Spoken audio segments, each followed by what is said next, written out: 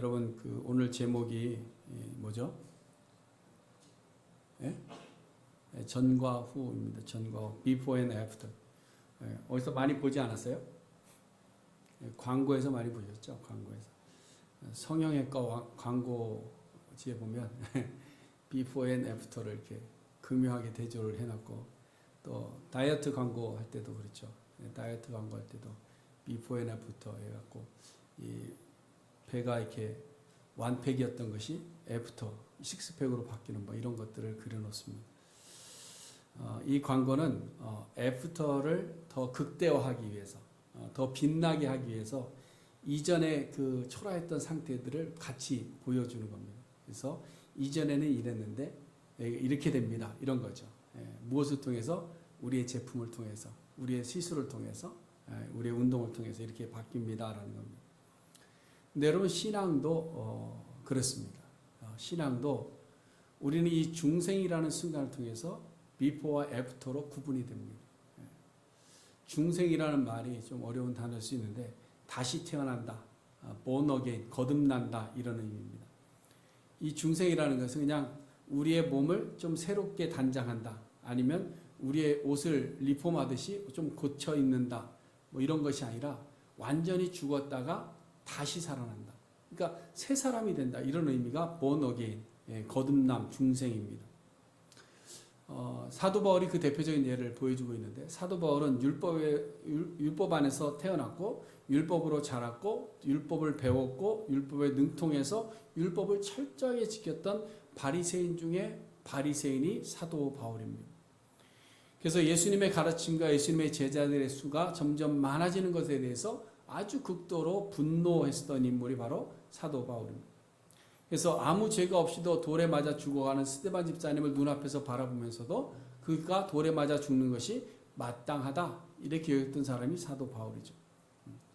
근데 이 사도 바울이 또 다른 예수 믿는 사람들을 또 잡아내기 위해서, 색출하기 위해서 다메섹으로 가는 도중에 그 예수님을 만나게 됩니다. 그 예수님을 만난 순간 사도 바울이 다시 태어나죠. 이전의 모습은 전혀 찾아볼 수 없는 그런 모습으로 완전히 새 사람으로 거듭나게 됩니다. 그것이 중생의 순간입니다. 사도 바울이 그냥 조금 더 예전보다는 유연해졌다, 뭐 율법을 지키는 데서 조금 더 유연해졌고 다른 사람들 대할 때 조금 더 말이 좀 약해졌다, 뭐 이런 것이 아닙니다. 조금 더 이전보다 착해진 사람이 됐다, 이게 아닙니다. 사도 바울의 중생은 예수 그리스도의 십자가로 죽고 예수로 다시 태어난 것이 중생입니다. 그래서 갈라디아서 2장 20절에서 고백하잖아요. 내가 그리스도와 함께 십자가에 못 박혀 뭐 했다? 죽었다. 죽어서 다시 태어나는 것, 그것이 바로 중생입니다. 신앙은 그런 겁니다. 그래서 신앙도 마찬가지 이 중생의 순간이 필요한 거예요. 그래서 중생을 통해서 전과 후가 완전히 180도 다른 사람이 되어져 있는 거예요. 다른 사람. 그래서 오늘 예배하는 우리 성도님들도 이 부활하신 예수님을 우리가 만나고 또 성령의 충만한 성령의 임재를 통해서 오늘 이 시간 새로 태어날 수 있는 그런 그리스도인들이 다 될 수 있기를 주님의 이름으로 축복해 드립니다. 오늘 본문의 말씀은 8절부터 우리가 읽었는데요. 사실은 7절부터 이어서 보아야 됩니다. 7절 말씀에 뭐라고 되어 있죠? 그들과 함께하는 자가 되지 말아라, 이렇게 되어 있습니다. 이것은 속이는 자들과 함께하지 말아라 말씀하는 것이죠. 속이는 자들과 함께 속이는 자가 되지 말아라. 그러고 나서 그 이유를 이제 8절부터 쭉 이야기하고 있는 겁니다. 그 이유가 뭐냐? 너희가 전에는 어둠이었는데 이제는 주 안에서 빛의 자녀가 되었기 때문이다, 이렇게 얘기하고 있죠. 비포는 뭐예요? 어둠이었고 이제는 뭐죠? 애프터는 빛이다라는 겁니다. 비포는 다크고 애프터는 라이트입니다. 완전히 다른 거죠. 그러니까 너희가 라이트인데 어떻게 다크처럼 생활하느냐, 이 얘기를 하고 있는 겁니다. 그럼 어둠은 어떤 모습인가? 어둠은 어떤 모습인가? 우리의 본질상의 모습이 어둠의 모습입니다. 여러분, 아담과 하와가 범죄한 이후에 우리가 어둠이 되어버렸죠. 그 어둠이 대표적인 것이 뭐죠? 다시 흙으로 돌아가게 된 것. 그것이 바로 어둠의 상태입니다. 이 말은 우리 육체뿐만 아니라 우리 영혼까지도 영원한 죽음의 어둠 상태가 되어버린 겁니다. 그래서 중생 이전의 어둠의 상태는 마음에 생각하는 것이 늘 어땠어요? 악했습니다. 마음에 늘 생각이 악합니다. 그래서 본질상 진노의 자녀가 되었다라고 표현을 하죠. 이 본질상이라는 말의 의미는 태생적으로, 천성적으로, 유전적으로, 원래 그런 말입니다. 그리고 진노는 누구의 진노입니까? 하나님의 진노. 하나님의 진노 아래에 있는 존재가 되었다. 그러니까 원래부터 우리는 하나님의 진노 아래에서 어둠 속에 있는 죽음의 자녀다. 이 얘기를 하고 있는 거죠. 여러분, 우리 눈에는 가끔 그런 말 합니다. 선한 사람들이 참 많아 보입니다. 그렇죠? 참 선한 사람이 많습니다. 또 위대한 사람들도 많고, 또 태생적으로 순한 사람이 있어요. 태생적으로 거짓말 못하는 정직한 사람들도 있습니다. 그런 사람이 많이 있어요. 그러나 그럼에도 불구하고 본질을 볼 때는 다 실수하고 넘어지고 또 본질상 악한 자이들을 알아는 거죠. 여러분, 우리가 믿음의 조상 아브라함 하면 위대한 믿음의 조상이잖아요. 그렇죠? 위대한 조상입니다. 얼마나 위대했으면 갈 바를 알지 못하는데 가라는 하나님의 명령 듣고 본토 친척 아베 집을 그냥 떠나버립니다. 그만큼 믿음이 강했던 사람. 100세가 되어서 아들을 얻었습니다. 그런데 그 아들, 하나님께서 너 그 아들 나에게 불로 태워서 나에게 번제로 드려라. 그러는데 그 한마디 거절하지 아니하고 아침에 일찍 일어나서 아들을 데려가서 제물로 드리려고 칼을 들었던 인물이 아브라함입니다. 그러니 아브라함 본질상 진노의 자녀가 아니잖아요. 그런데 어떻습니까? 우리가 잘 아는 대로 자기 목숨 위험하다고 누구 팔았어요? 자기 부인 팔아버렸어요. 그냥 내줘버린 거예요. 이런 데서 우리 부인들이 이렇게 흥분하잖아요. 그렇죠? 아니 어떤 이런 아브라함 같은 말은 욕은 못하겠고 아브라함 같은 이런 사람이 있어. 그래서 그 부분 지나갈 때마다 꼭 그 얘기를 하세요. 그래서 이렇게 왜 아브라함 왜 그래갖고 남자들이 이렇게 욕을 먹이지 이런 생각이 들기도 합니다. 아브라함도 그래. 또 역사적으로 가장 위대한 왕은 누구죠? 다윗입니다. 다윗도 알잖아요. 하나님 앞에서 정직한 사람. 하나님 앞에 정말로 정직한 사람. 하나님의 이름이 이방인에게 조롱거리 되는데 싸움거리도 안 되죠. 대적 자체가 안 되는 그런 사람 앞에 물맷돌 들고 뛰쳐나가서 작대기 들고 와서 이기겠다고 나갔던 사람이 다윗입니다. 여호와를 경외함으로 원수 같은 사울, 자기의 원수를 내가 금방 죽일 수 있었음에도 불구하고 그 목숨을 거두지 않았습니다. 왜? 여호와 하나님을 그만큼 경외했기 때문에. 다윗은 전쟁에 나갈 때마다 언제나 누구의 뜻을 물었어요? 하나님의 뜻을 물었어요. 새벽기도 하신 분들은 다 압니다. 하나님의 뜻을 물어. 그리고 명하시는 대로 순종해서 가라 그러면 가고 매복해라 하면 매복하고 합니다. 그랬던 다윗인데 이 다윗도 한순간에 실수를 하지 않습니까? 저녁에 혼자서 지붕에 이렇게 올라가서 거니는데 이웃집이 내려다 보였어요. 보려고 본 게 아니에요. 다윗을 너무 오해하지 마세요. 막 보려고 찾아본 게 아니고 이렇게 그냥 지나다 보니까 거기 보인 거예요. 왜 거기서 목욕을 했는지 모르겠어요. 그래서 봤는데 아름다운 여인을 보고 마음에 음욕을 품습니다. 그래서 정신을 못 차리고 남의 부인인 줄 알면서도 그 부인을 취하잖아요. 육체를 범해버립니다. 성경에는 뭐 한 번 이야기하지만 제가 볼 때는 여러 번 그러겠을 것 같아요. 왜냐하면 아이가 임신할 정도니까. 우리아가 나라를 지키러 전쟁에 나가면 여인을 불렀을 것 같은 그런 생각이 듭니다. 그 결과 아이가 생기니까 아이가 생겼다는 소리를 듣고 나니까 다윗이 어떻게 합니까? 이것을 감춰야 되니까 부끄러움이니까 감춰야 되기 위해서 우리아를 불러서 모략을 씁니다. 우리아를 들여보내서 우리아의 자녀인 것처럼 꾸미려고 했습니다. 근데 우리아가 너무나 신실한 종이었기 때문에 내 부하들이 지금 전쟁에 싸우고 있는데 내가 집에 들어가서 편안하지 할 수 없습니다. 그래서 궁전 뜰에서 잠을 자고 있습니다. 그러니까 이 다윗이 그걸 칭찬해야 되는데 도리어 화를 냅니다. 그래서 아예 안 되겠다. 얘를 죽여야 되겠다. 그래서 우리아에게 밀서를 써서 보내요. 이거 밀봉된 밀서를 써서 보냅니다. 이거 너 가져가서 너 상관에게 줘라. 그래서 전투할 때 상관에게 준 것이 뭐냐면 다 전투할 때 제일 앞에 우리아 보내고 나머지는 다 빠져라 이 얘기입니다. 그래서 결국은 우리아를 죽이기도 하죠. 이것이 누가 한 짓이에요? 사울이 한 짓이 아니에요. 다윗이 한 짓이에요. 다윗이. 얼마나 악합니까? 얼마나 치밀합니까? 요즘도 어떻게 이런 사람이 하나님 마음에 합한 자가 될 수 있냐 이런 또 질문 던지는 분이 또 있어요. 아브라함처럼. 그래서 저에게 질문 던지죠. 목사님 어떻게 이런 사람을 하나님이 마음에 합하신 분으로 채우셨죠? 제가 할 말이 없는 거죠. 그렇죠? 목소리를 막 높이는데 그 앞에서 뭐라고 얘기하겠습니까? 근데 다윗이 또 그랬어요. 다윗도. 나단 선지자가 네가 가난한 사람 양을 뺏었다 그러니까 내가 언제 그랬냐 막 이렇게 화를 냅니다. 그러면서 막 그런 사람은 뭐 이렇게 벌 내려야 된다 막 그랬는데 당신이 그랬어 그러니까 깜짝 놀라서 아무 소리 못하죠. 그러니까 후에 다윗이 이 수치스러웠던 자신의 그 장면을 시로 고백할 때 뭐라 그래요? 내가 죄악 중에 출생되었다. 내 본성 자체가 악하다라는 것을 알게 되는 겁니다. 여러분 이것이 바로 본질상 진노의 자녀된 자들의 어둠의 모습입니다. 우리들도 마찬가지잖아요. 그렇죠? 우리도 마찬가지입니다. 그래서 이 어둠의 상태는 철저하게 자기중심적이고 육체의 욕심을 우선하는 것이 어둠의 상태입니다. 그래서 뱀의 유혹에 넘어가서 선악과를 따먹으면서 시작된 것이 뭐예요? 자기 보기에 좋은 것. 자기 눈에 보암직도 하고 먹음직도 하고 지혜롭게 할 만한 자기 생각이 있기 때문에 하나님의 말씀을 어기고 따먹으니까 그것이 죄가 된 것입니다. 그 이후로 본질상 진노의 모든 자녀들은 언제나 누구 보기에? 자기 보기에 좋아야 되는 거예요. 자기 보기에. 예. 교회를 가도 자기 눈에 보기에 좋은 것이 있어야 교회 가는 거예요. 예. 사람을 만나도 저 사람이 내 눈에 보기에 좋은 것이 있어야 도와주는 겁니다. 저 사람이 내 마음에 드는 것이 있어야 사랑을 함께 나눌 수 있는 겁니다. 이게 다 우리들의 본질상의 모습이에요. 그래서 사사기 성경에 보면 반복되어 나오는 말이 뭐냐면 사람마다 자기 소견에 옳은 대로 행하였더라. 그렇죠? 옳은 대로. 결국 어둠의 상태는 뭐냐? 자기 생각이 자기 안에서 스스로 왕노릇하는 상태. 그러니까 여러분 우리가 내 스스로 나는 내 것이야 라는 이런 주장을 가지고 내 인생은 나의 것 노래 부르고 그 다음에 내 모든 것은 내 판단의 기준에 따르고 이 모든 것이 뭐예요? 어둠의 상태다라는 거예요.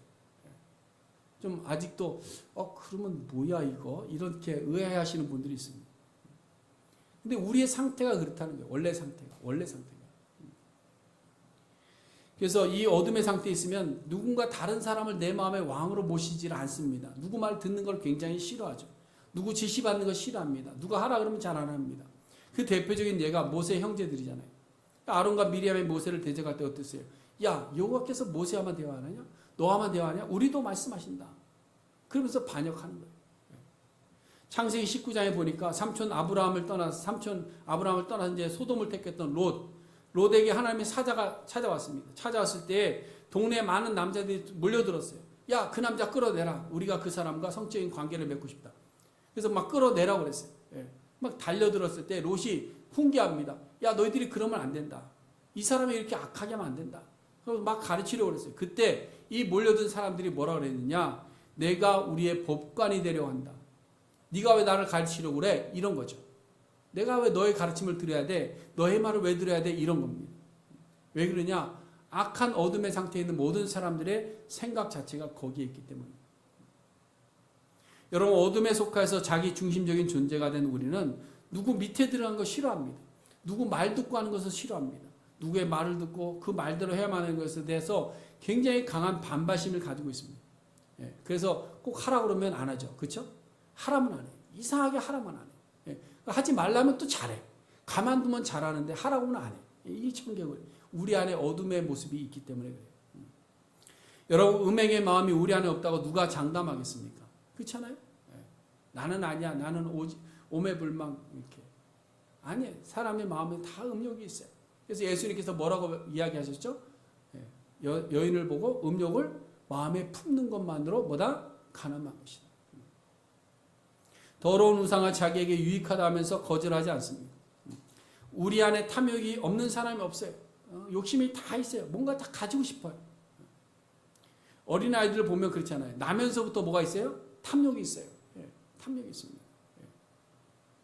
사랑의 어머니에 대한 사랑에 대한 탐욕이 있어요. 그러니까 저희 진미가 둘째 나니까 얘를 질밥더라니까요. 우리가 안 보면 침대 위에서 누르고 있어, 지가. 그러면서 우리가 보면 우유 먹이고 있어. 이런 거. 탐욕. 사람 속에 있는 탐욕. 또 극한 상황이 되면 어떻습니까? 탐욕스럽죠. 내가 먼저 살겠다고 막 달려들다가 어때요? 아무도 못 살고 다 그 속에 죽어가는. 누추한 말, 어리석은 말, 희롱하는 말 우리 입에 어떻습니까? 차고 넘치죠. 차고 넘칩니다. 헛된 말은 어떻습니까? 속이는 말을 안 합니까? 다 합니다. 우리 속에 다 있는 것들이에요. 이미 앞서 말씀드린 것 중에 몇 가지가 아니라 우리 속에 이 어둠의 모습이 우리 속에 다 있는 거예요. 그대로 있는 겁니다. 그런데 성경은 이야기합니다. 이러한 어둠과 함께하는 자가 되지 말아라. 이 어둠과 함께하는 자죠. 이것은 우리가 빛이기 때문에 어둠과 손잡지 말아라 이런 의미가 아닙니다. 어둠 안에서 머물러 안주하지 말아라 이런 이야기를 하고 있는 거예요. 우리는 이미 어둠 속에 있는 존재들입니다. 어둠의 자녀들. 거기에 머물러 있지 말아라. 머물러 있지 말아라. 어둠 안에 있던 습관을 그저 팔자련이 하지 말고 변화시키라는 겁니다. 나는 태생이 그러니까 어쩔 수 없어 하지 말고 바꾸어가라는 겁니다. 왜 그러냐? 어둠은 빛이 임할 때 사라져야 되는 것입니다. 빛이 임하면 어둠은 어떻게 됩니까? 사라질 수밖에 없는 거예요. 근데 아직까지 어둠이 있는 건 뭐예요? 빛이 들어오지 않았다는 거예요.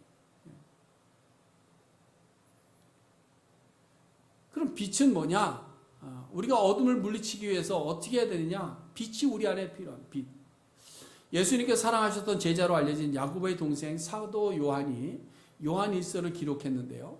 그 요한일서 1장에 보면 뭐라고 1장 1절에 보면 뭐라 내가 듣고 만져본 일에 대해서 내가 증언한다 이렇게 되어 있습니다. 그러니까 사도 요한이 자신이 듣고 자기가 직접 만져본 일에 대해서 사실만을 증언한다 그랬는데 요한일서 1장 5절에 보니까 이렇게 증언하고 있어요.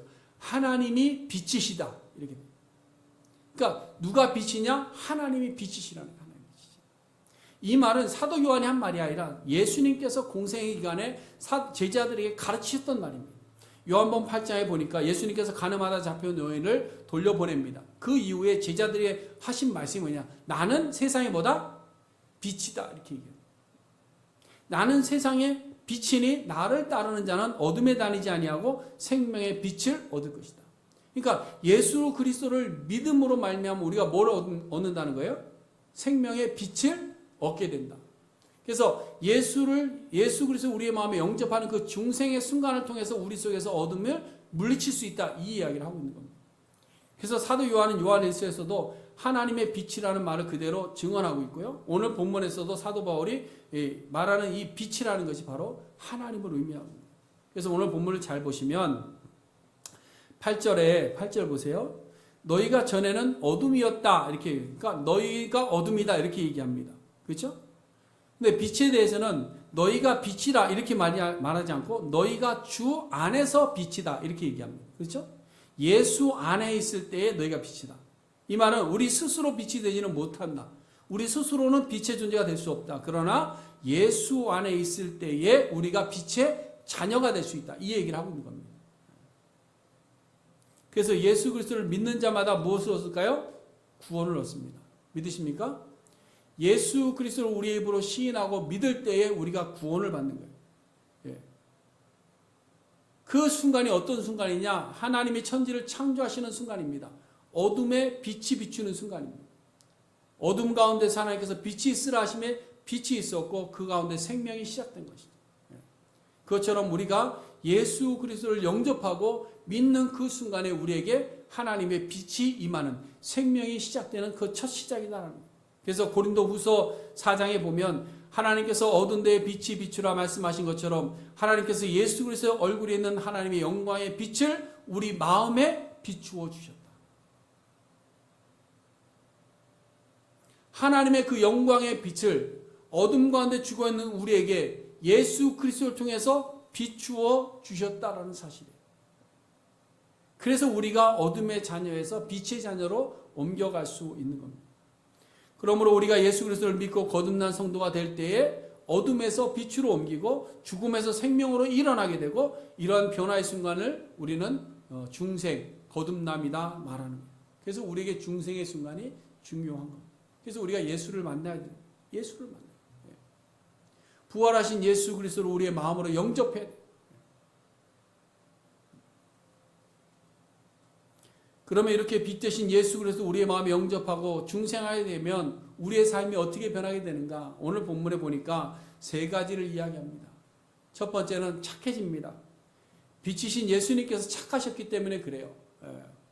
여러분 누가복음 2장에 보면 육신의 예수님께서 자라나실 때 어떻게 자랐다고 그랬어요? 지혜가 충만하여 지혜와 키가 자라가면서 하나님과 사람에게 더욱 어떻게 됐다? 사랑스러워 가셨다. 이 말은 그만큼 착했다라는 거예요. 그러므로 변화된 그리스도인들은 착해집니다.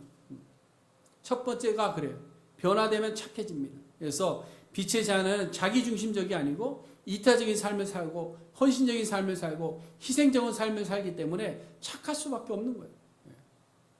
또 예수님의 말씀을 그대로 순종하는 사람이기 때문에 남들 비판을 안 합니다. 원망하지 않습니다. 용서 잘합니다. 사랑의 의지를 실천합니다. 그렇기 때문에 세상적인 도덕 기준으로 봐도 예수 믿는 사람들, 변화된 중생한 거듭난 성도들은 착하다는 소리를 들을 수밖에 없는 거예요. 그래서 초대교회 7집사를 선택할 때 어떻게 됐어요? 지혜가 충만하여 그 다음에 뭐 받는 사람? 칭찬받는 사람 7을 택해라. 칭찬받는 사람. 여러분, 우리 그리스도인들은 세상 가운데 칭찬받는 자가 되어야 됩니다. 믿으십니까?